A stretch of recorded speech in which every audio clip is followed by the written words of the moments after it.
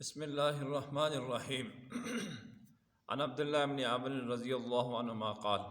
قال رسول اللہ صلی اللہ علیہ وسلم الصیام والقرآن یشفعان للعبد یقول الصیام ای رب انی منعت الطعام والشہوات بالنہار فشفعنی فیہ ویقول القرآن منعت النوم باللیل فشفعنی فیہ رواہ البیہقی فی شعب الایمان۔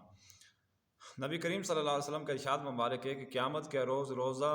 اور قرآن مجید بندے کے حق میں سفارش کریں گے۔ روزہ کہے گا اے میرے پروردگار، میں نے اس کو دن بھر کھانے پینے سے،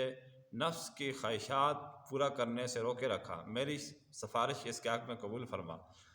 اور قرآن کہے گا اے میرے پروردگار، میں نے رات کو اس کو سونے سے، آرام کرنے سے روکے رکھا، اے اللہ میری سفارش اس کے حق میں قبول فرما۔ تو نبی علیہ السلام نے آخر میں ارشاد فرمایا دونوں کی سفارش اس بندے کے حق میں قبول کر لی جائے گی۔ اللہ تبارک و تعالی ہمیں بھی ان میں شامل فرمائے۔ یہ حدیث مبارکہ بہقی کی روایت ہے، اور اس کے اندر ان لوگوں کے لیے خوشخبری ہے جو دن کو روزہ رکھتے ہیں اور رات کو تراویح کے اندر کھڑے ہو کر قرآن مجید پڑھتے یا سنتے ہیں، تو ان کے روزے کی بھی ان کے حق میں سفارش ہوگی جو قبول کر لی جائے گی۔ قرآن بھی یا پڑھیں یا سنیں، دونوں صورتوں میں یہ سفارش ان لوگوں کو ملے گی کہ اتنے خوش نصیب ہیں وہ لوگ، ان کے رکھے ہوئے روزے کی سفارش ان کے حق میں، نوافل اور تراویح کے اندر پڑھے ہوئے یا سنے ہوئے قرآن مجید کی سفارش ان کے حق میں قبول کی جائے گی،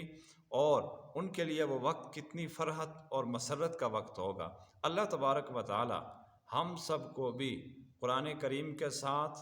سارا سال ہی تعلق نصیب فرمائے، روزے کے ساتھ بھی ایسا ہی تعلق نصیب فرمائے، مگر رمضان المبارک میں خصوصی طور پر ایک مہینہ ہے، ایک مہینے سے کچھ نہیں ہو جاتا، کوئی آرام کے اندر کسی چیز کے اندر خلل واقع نہیں ہوتا، اس لیے قرآن کریم کو نہ دن کو نہ رات کو چھوڑنا چاہیے، اور نہ روزے کو ترک کرنا چاہیے۔ اللہ تبارک و تعالی ہم سب کے حق میں بھی اس ہمارے روزے کو قرآن مجید کو سفارشی بنائے، اور اللہ تعالی ان لوگوں کے ساتھ ہمارا حشر فرمائے جن کے بارے میں یہ بشارت دے دی گئی ہے، اور اللہ تعالی ہم سب کو عمل کی توفیق عطا فرمائے۔